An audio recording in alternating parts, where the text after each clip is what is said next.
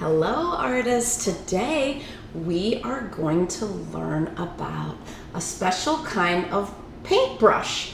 It's a bamboo brush, and there are many countries that use a bamboo brush, and they use it in a special way. There's lots of techniques, and today we're going to experiment with some of them. The handles of bamboo brushes are made from bamboo.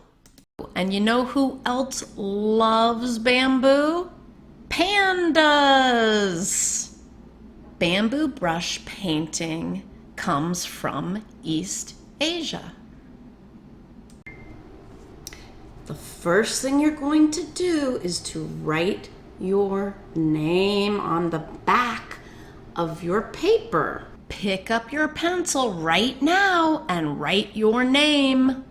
Write slow and low, that is the tempo. If you wanna be neat, you gotta write slow. I'm going to write my name very carefully so that it is legible. Legible means that you can read it. We wanna make sure everyone gets their painting when they're done. We will paint on the other side, so turn your paper over. We are going to use watercolor, and I have picked 3 colors, and they are the cool color family.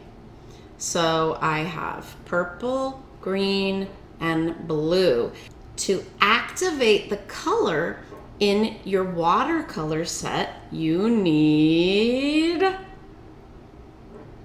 That's right, water. So I'm going to use my brush as a vehicle for the water. So I'm going to gently dip my brush. You always want to be gentle with brushes. You don't want to smash them. Now you pick up your brush and it's your turn to dip it in the water and gently swish it around. Always sort of rub them on the bottom, like you're kind of sweeping the bowl.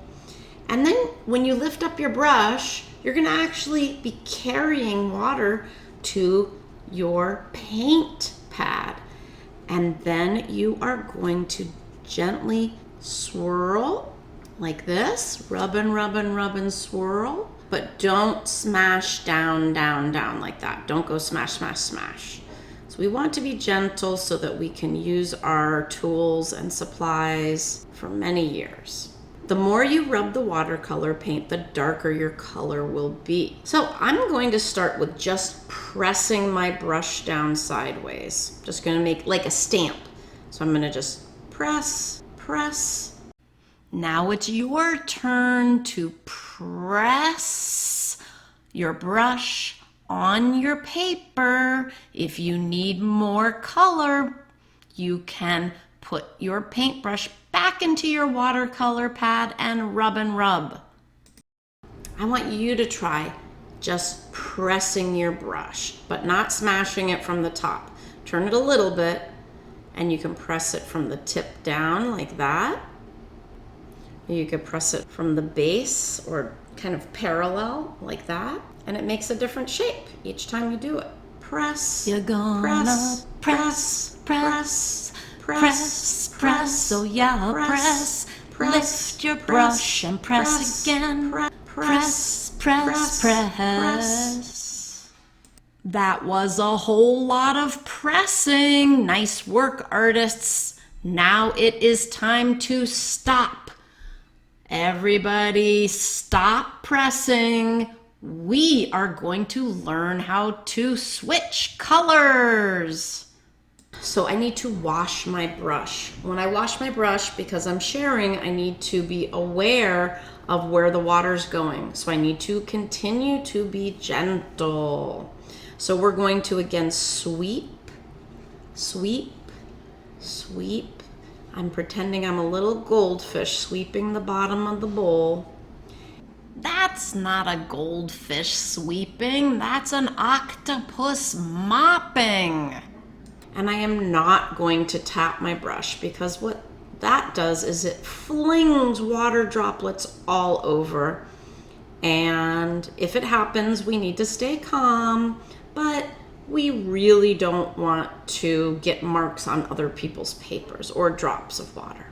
So when you think that you have gotten all the pigment out of your brush, pigment is another word for the color in paint, then you can press it against the side. If you need to hold your bowl so it doesn't tip, you can do that too. The next color I want to use is blue. If I'm going to change colors, I need to activate this because this is dry and I need to activate it with water. So I'm going to dip my brush and carry the water over and gently rub my brush. I can twirl it like that, spin it. I can go round and round and round, rub, rub, rub, or I can kind of gently pat it like that. Now it's your turn to activate a new color. Now I'm going to show you a special technique, and that is holding the brush with 2 fingers on one side and your thumb on the other. It might feel a little uncomfortable at first, but you can pretend that you are a painting warrior and you have complete control of your brush. So put 2 fingers out, put your brush on those 2 fingers, and then hold it like this. Now you're going to tilt it up and you are going to just touch the tip of your brush to make a skinny line. See how lightly you can touch your paper. If you press down, it makes a thicker line. And if you lift up, it makes a thinner line. I'll show you again. You're putting your 2 fingers out, placing your brush hair down, and you're holding it with your thumb like this. And then you're gonna activate your paint, and you can practice using that special hold. You can gently wipe the paint off so that you don't have too many drips, and then you're like a warrior and you are going to paint just with the tip holding your brush like this. Let's see how skinny of a line I can get, and you try it too. Ooh, I'm doing it with my left hand, so it's a little harder. That's pretty skinny. I can go over my shapes that I made before, or I can go around my shapes. I can go very lightly and make a skinny line, or I can press down and make a thicker line. Lots of choices. You try it. If I want to go back to my stamping technique with the new color, I can. So I can just stamp down. Oop, that's a lot lighter. I wonder why. Do you guys have an idea why this one was a lot lighter, this stamp I made? I made this one. How could I make that darker? What do you think?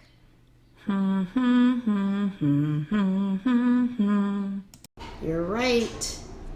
We need to rub more pigment on. So I'm going to take my watercolor and rub and rub and rub gently, or I could roll and roll and roll. Roll it in there. When I roll it, it makes a nice tip. And then I can gently wipe it so I don't get a drip. And now I'm going to try it with my right hand. That's the hand I really usually use. I'm going to put my thumb on one side and then my 2 fingers on the other, so it looks like this. And then I'm gonna try making a very skinny line. I could make a short skinny line. I rubbed more and I got a darker color. I could make a straight skinny line that is long and goes right off the page. I could make a wiggly, bumpy line, wavy. But I'm trying to hold it straight up and down, holding my brush straight up and down, and using just the tip. I'm aiming the tip of my brush like an arrow to make a skinny line. All right, let's switch colors again. Well, actually, let me make one more stamp that's dark, as you can see. Ooh, that's a nice dark one because I rubbed and rubbed. I like stamping. Okay, let's wash our brush. I am being careful not to splash around. Now, when I think I've washed all the pigment out of my brush, I can test it if I want. Looks like I did a good job. There's no paint there. And let's try out some green. I can hold it with my fingers if I want. Do little tiny rub, rub, rub, rub, rub, rub, rub, rub, rub, rub, rub, rub, rub, rub. Don't keep adding water. Only get one little load of water over there. Otherwise, it will be too much water. It will be messy and it won't be nice dark colors. Once you've rubbed it as much as you want, you can gently press off a little drip. We're gonna try another technique. It is a combination of dragging those nice little skinny lines and pressing. We are going to start with our special hold where we put 2 fingers out and we put our thumb on top, right? We're gonna hold our brush straight up and down. You might need to scooch your fingers down. I like to scooch, whoop, I just made a drop on my paper. That's okay, we're experimenting. Maybe I'll make some more dots. We'll do one more thing where we're just making dots.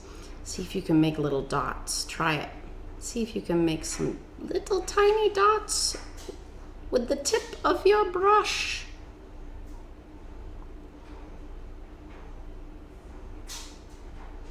I'm gonna add dots different places. If I press just a little bit, it makes a smaller shape. If I press a little more, it makes a bigger shape. Now I'm gonna show you the last technique, and that is we start with a skinny line and then we press down and keep pressing all the way. It looks like a blade of grass. That's kind of fun. So we're gonna start with a skinny line and then press down. Start with a skinny line and press, make it wide. Start with a skinny line, keep go, go, go, go, and slowly press. You can start with a skinny line and then press right away to make it thick, and you can curve your line, or you can start with a skinny line for a long time and slowly press, making it wider and wider. I want you to try that. So we start with a skinny line and then press. I have to get more. If you are running out of paint and you don't have any more on your brush, it might look like this. Oop, I'm not holding it the right way. It's hard to remember because it's different. Put my thumb on one side and my 2 fingers, hold it straight up and down. So this is what not a lot of paint looks like. Kind of looks dry.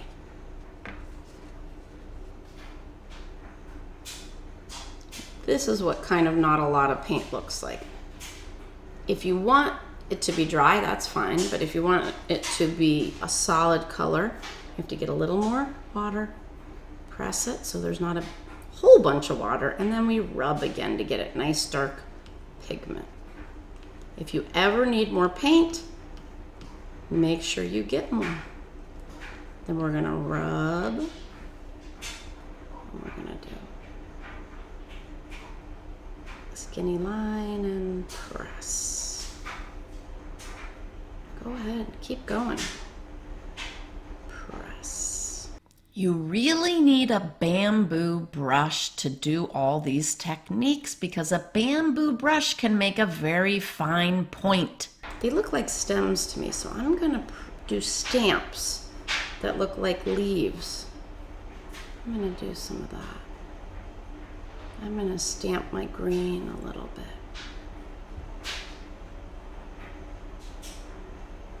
I think I'm almost done. My paper looks pretty full. I might want to do some more. I'm going to wash my brush and I'm going to do some little dots that are purple. I'm going to check to see. Yep, that looks clean. I still have a lot of water in the purple, so I didn't add any water. I'm just twirling it, and now I'm going to make a little point by wiping my bamboo brush, and I'm going to make little dots. Let's see if I can do that really well.